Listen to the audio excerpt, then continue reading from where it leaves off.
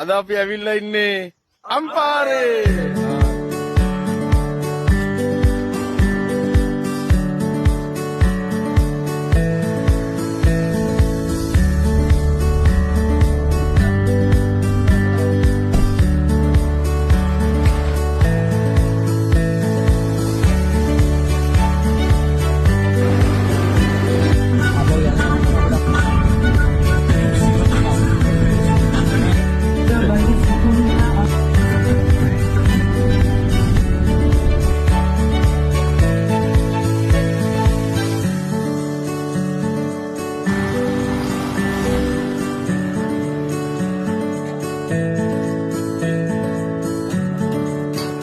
මෙයා කන්නේ මේ අරවින්දගේ අතින් විතරයි.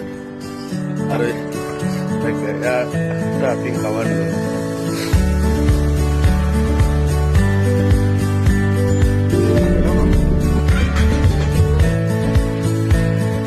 අරවින්දට හම්බෙන්නේම අතින් කවන්න වෙනසෙත් අය ගන්න.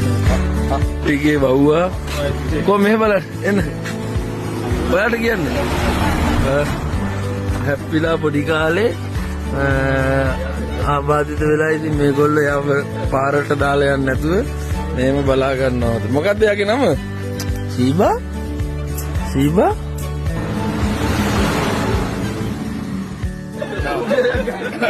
බල්ලව ફોකස් කරද්දී ඔබ බකමුණා වගේ ඉන්න එපා. අයියන් ફોකස් කරනවා.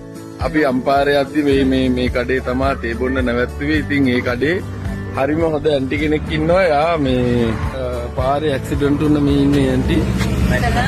මෙන්න මේ බව්පැටියව යා ආබාධිත වෙලා හැප්පිලා. හැබැයි යාලා මෙයාව ආදරෙන් බලා ගන්නවා. යා පිටිපස්ස කකුල් දෙක පණ නැහැ.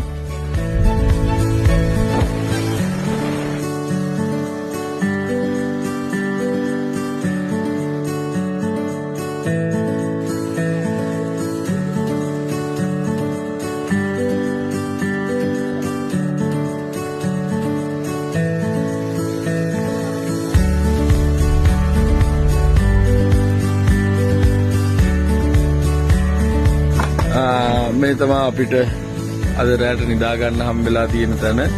අපි ඇතුළට ගිහින් බලමු කොයි විදිහේ තැනක්ද කියලා මේ තියෙන්නේ. අර අලකිරි බෝල කියනවා වගේ අපි අන්බොක්ස් කරන්න යන්නේ.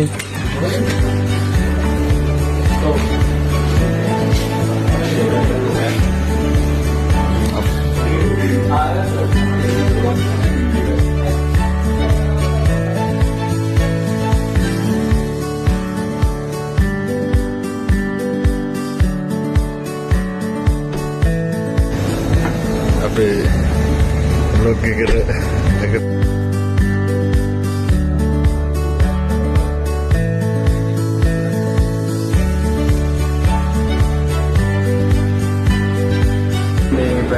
කැමති කොලයක් මේ බ්‍රැක් එකෙන් කැමති කොලයක් දුන්න අරවින්දට තෝරන්න.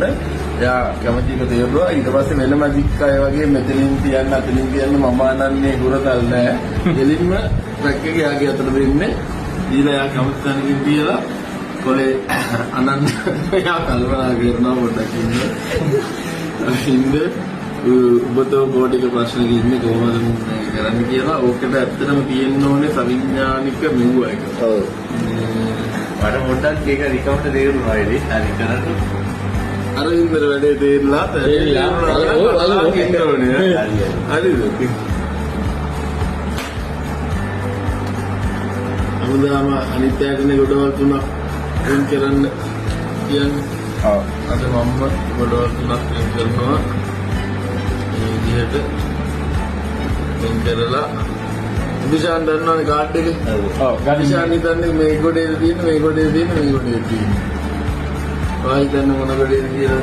අනයි. මේ අය එකේ. ඔය හිතන්නේ මේ දෙකේ මොන ගොඩේ කියලා. මේකේ. සදීප හරි. මේ ගොඩේ කීවෙනි කොලේ? ඔයා නිකන් අංකයක් කියන්න බලන්න. මේ ගොඩේ කීවෙනි කොලේ වෙන්නේ?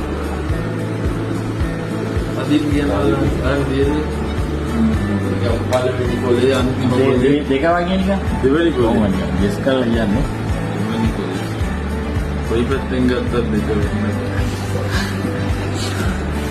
මොකද්ද යාට හිතෙන්නේ ඒ ගැන?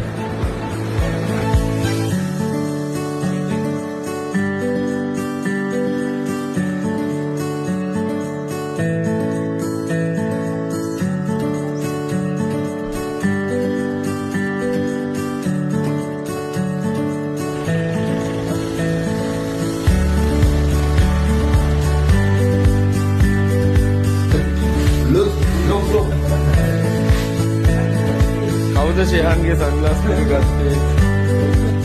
උඹලා පස්සෙන් ගිහින් ඌ හොයන තැන් වලම හොයන්න නැතුව අලුත් තැන් වල හොයපන්. කොහොම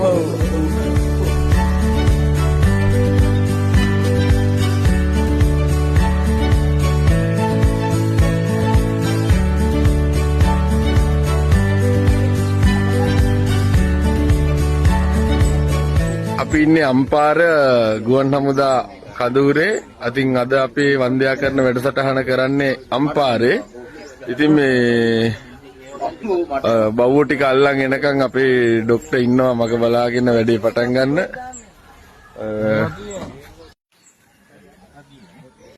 ડોක්ටර් චමිත් නානායක්කාර ඉන්නවා අපිත් එක්ක.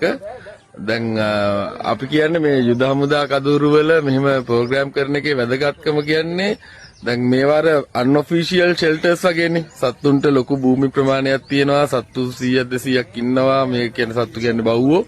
එතකොට දැන් ප්‍රශ්න තියෙන්නේ මේ වගේ මේ දැන් අපි ගමුකෝ මේ ගුවන් හමුදා කඳවුර මෙහෙම තැනක මේගොල්ලෝ වැඩි වෙලා ඒ රණවේ වල දුවන්න අරගෙන මේ දෛනික කටයුතු වලට බාධා වුණාම දැන් ඔෆිසර්ස්ලාට අර ගත ගන්න ඕනේ නැති තීරණ සමහර වෙලාවට ගන්න සිද්ධ වෙනවා ඉහලින් එන බලපෑම මත. හැබැයි අපි මේගොල්ලන්ගේ ගහණය කළමනාකරණය කරලා මේ තත්ත්වය පාලනය කරොත් මේ සත්තුන්ටත් නිදහසේ මේ භූමියේ ආහාර පාන ටික ලැබිලා ජීවත් වීමේ අයගෙන මොකක්ද අදහස ડોක්ටර්ගේ?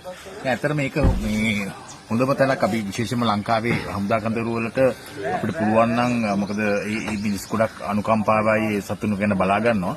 ඉතින් ඇත්තටම මේක ගහනේ කළමනාකරණය කරලා දෙනවා නම් මම හිතන්නේ විශාල සත්තු ප්‍රමාණයකට නිදහස් ඉන්න පුළුවන්. ගියාන් කිව්ව කතාවත් එක්ක මම හරියට මේක ගයි.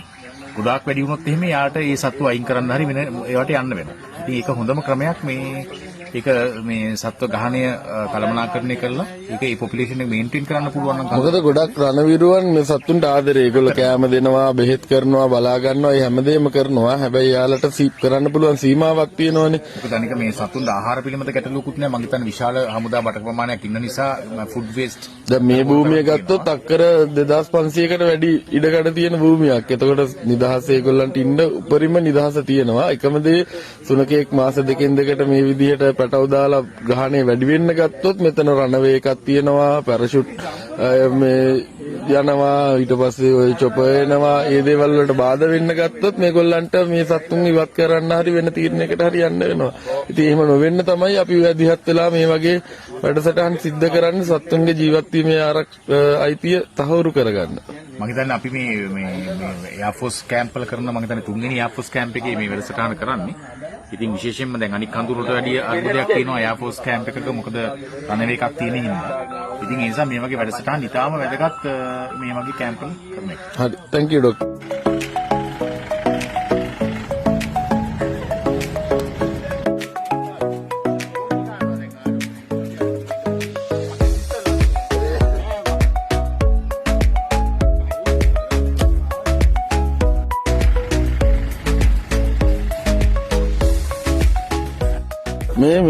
මේ ප්‍රෝග්‍රෑම් වල ඉන්න රෑස්ට් අය අපිට මේ ට්‍රිලියම් එකට ඔන්න ප්‍රොමෝෂන් ඉති මේ ඔයාලගේ බැනර් එකක් වෙතන දාලා ප්‍රෝග්‍රෑම් එකත් එක්කම මේගොල්ලන්ට රෑස්ට් වලට මේ ට්‍රීට්මන්ට් ටිකක් ගෙනාවා නම් ෆ්‍රී ප්‍රොමෝෂන්.